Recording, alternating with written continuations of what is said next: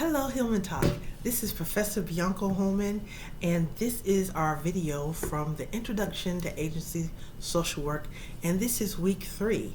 So our class technically was yesterday, so I'm doing a video for today. And one of the things I noticed is I haven't had a lot of students watching the videos on YouTube. So please come to the video and watch the video for your lesson for the week, okay? Let's jump right into it. Okay, so we're talking about today tips for success in agency social work. That is our main topic. And one of our subtopics is navigating bureaucracy and workplace culture. And so as we know, every workplace, I don't care where you are, has a culture, okay?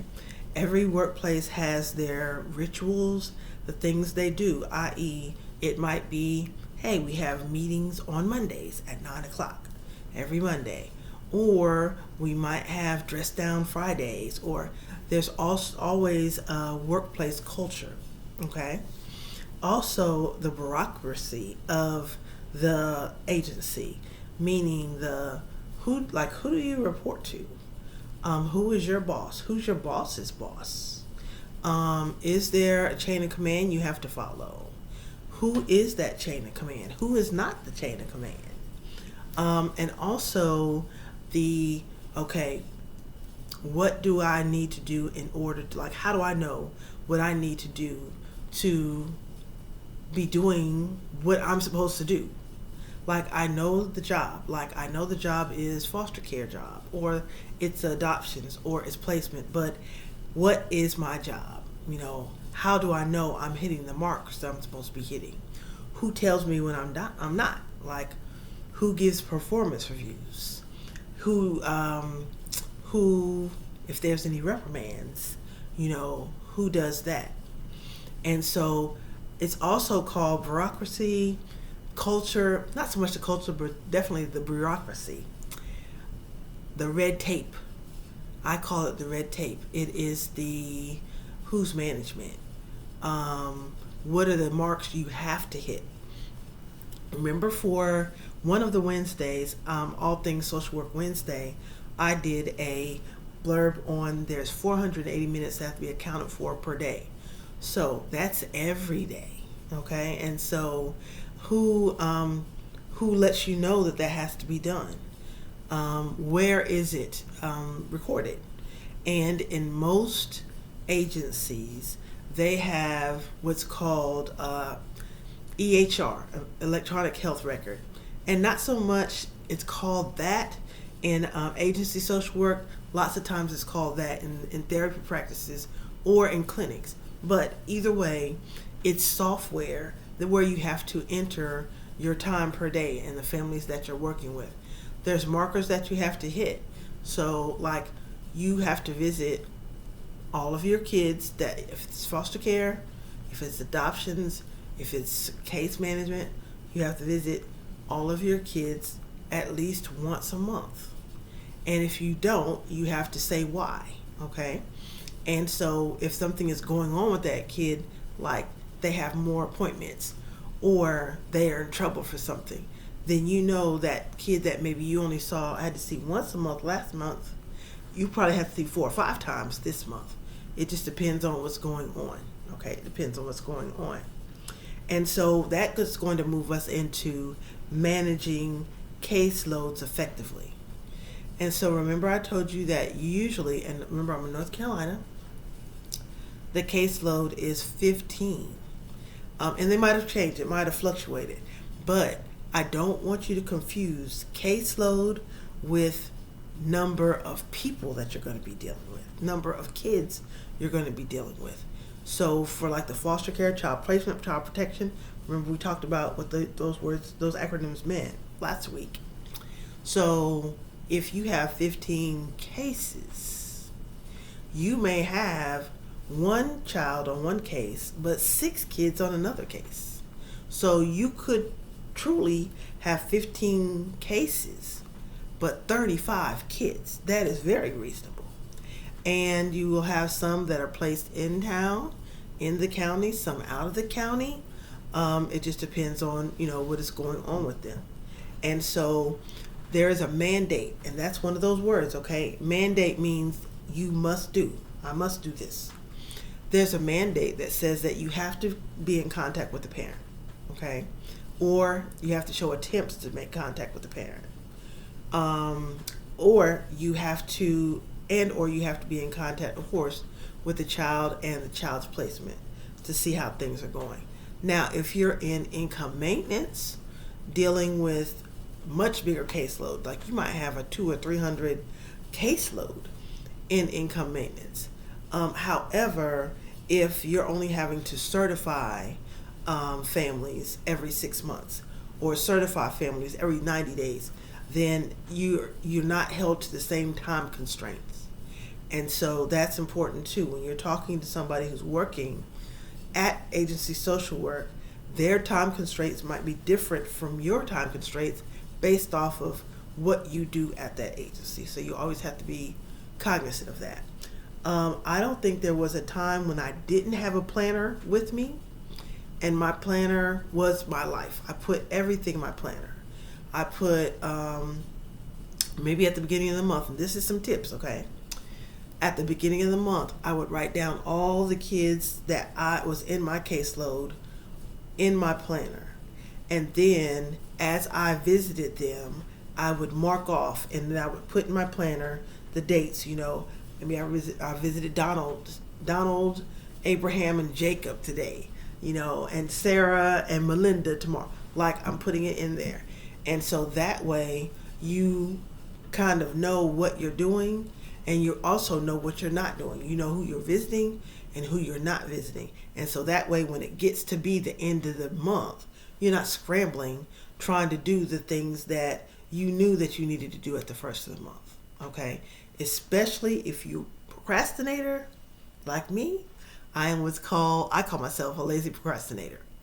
I don't want to do it. And then even when I get the opportunity to do it, I don't. So I have to put systems in place for myself to remind me. Now you can do alarms on your phone, but I would put the names in my planner, and so I'm seeing them all the time. Okay, I still need to visit 6 kids, and we have 5 business days left in the month, so it kind of tells me how to plan my day. Because remember, we still have court too. We still have meetings. We have other things to do. So, and then one thing could happen, like I could go to work in the morning, and overnight a placement could have disrupted, which meant that the foster parent said you need to move them now. And the word now is relative. For some, now is come get them at this moment. They can't stay here no more. For somebody else's now, it's as long as they're gone by the weekend. Okay? And so that's something else to be, thoughtful about as well. So managing your caseload and understanding, like where the kids are. Like, okay, if you're going to visit one of your kids in, I don't know, one city, it would be wise for you to map out and see what other kids are in that city or on the way to that city or something like that, so you can maximize your time. And that's what you have to do. You're going to have to maximize your time. You're going to have to be a good time manager and a self-regulator, okay? Because even though, yes, you're in an agency, and even though you have a boss, a supervisor, how you visit and everything, unless they are saying, okay, you have to visit this child this day, whatever, you kind of make up your own schedule, okay?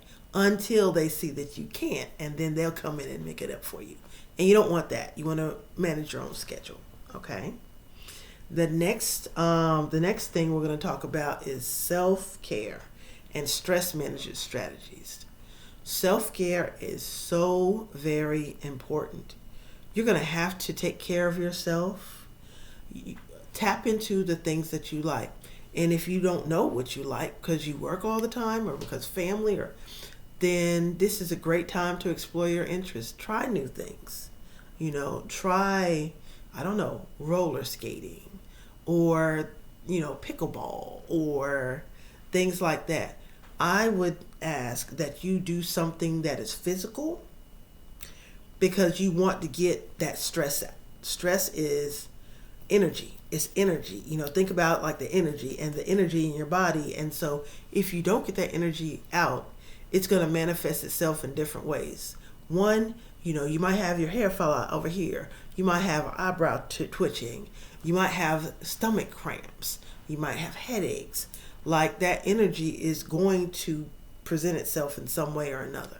And so what you're trying to do is you're trying to make sure that you get that energy out in a positive way that is not detrimental to yourself. Okay? That's what you want to do. You want to get that energy out. And that's how you kind of manage your stress.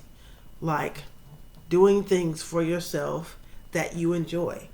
And even things like adult coloring, where all you're thinking about is keeping in the lines. Like something that makes you think and use another portion of your brain to give yourself a rest and relaxation, because agency social work can be very fast paced. It just depends on what you're doing. And you think about it. If your job is a placement social worker and you're the only placement social worker for that agency, or say if there's 3 or 4 placement workers in that agency, okay? But say if there's like 300 to 400 placement type jobs, foster care, adoptions,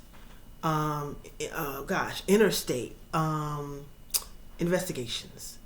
So on a daily basis, somebody is going to be looking for placement. And so that's going to be kind of fast paced. And even when it's slow times, okay, are we recruiting new placement resources? Is this placement resource still a resource?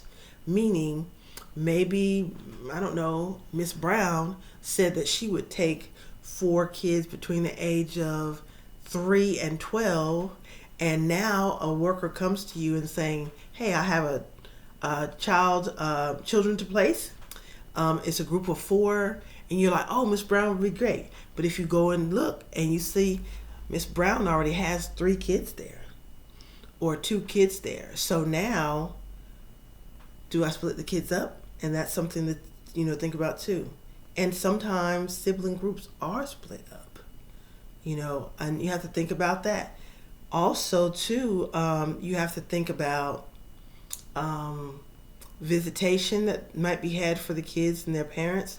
Visitation for the kids. Like there's lots of different moving parts when it comes to agency social work. It's a lot of different moving parts, and because of that, it can quickly become overwhelming. And so you need to know yourself to know, when do I feel overwhelmed? What does overwhelm feel like to me? And try to prevent getting to that point, because again, this is going to be fast moving. Whatever you work in an agency is going to be fast moving. And so, and fast could be 55 miles per hour on one day for one job type. And then for another job type, like adult services, I remember thinking that child placement felt like 55 miles per hour. And adult services felt like 35. Like I found myself saying, I get something to do, because I'm so used to, I'm so used to that. I'm so used to multitasking all the time. And so again, for 18 years I did that. And so for me to have a sit down job and, kind of be at the computer all day long, whereas for some it'd be great. For me, I'm like, I gotta get out of here. I gotta go do something, because I'm so used to being out and about. Okay. And so again, self-care and stress management. Know when you're stressed. What does stress feel like to you? Does it look a certain way? I have eczema. And so today is a good day. This week is a good week. But if I'm really stressed, I might start getting some patches. My eyebrows might start flaking. Or I might get some patches on my cheek, or here, or it just depends, up in my hairline. It just depends. And then I know, okay, I need to do some self-care. And I always say that the level of stress you're at, you need to employ that same level of self-care. So if your stress level is greater, Your self-care, your stress management needs to be greater. Same thing like with allergies. If you have year-long allergies like myself, I take allergy medication all year. But when the pollen comes, what I did all year is not going to cut it. I need to up my game. Same thing, okay? You need to up your game. Any questions or anything like that, please feel free to get in touch with me. Please let me know. Again, if you have any questions about anything like that, next Tuesday, I'm going to try to make it Tuesday, week 4 for us, we are going to be talking about, this is a biggie, court and testifying in court. We're going to be talking about understanding legal proceedings, preparing for testimony, courtroom etiquette and best practice, and court can be something else. Believe it or not, when I first started being a social worker, one of my friends was married to an attorney, and I knew him as her husband. But he told me, he said, I understand that we know each other, but in court, my goal is to rip you a new one. That's what he told me. My goal is to have my client win. So if that means ripping into you, so be it. And so, of course, that scared the bejesus out of me at the beginning of my career. But after a while, I learned how to navigate that too. Not that it wasn't scary anymore. It's just that the more you do it, the more you know, the better you are at handling those things. Okay? I will see you next week. I'm going to do an all things social work minute on TikTok and direct you to this video. And again, any questions? All right, Hillman Talk, Professor Bianco Holman. Class is over for today. Ding, ding. I'll see you next week. Bye.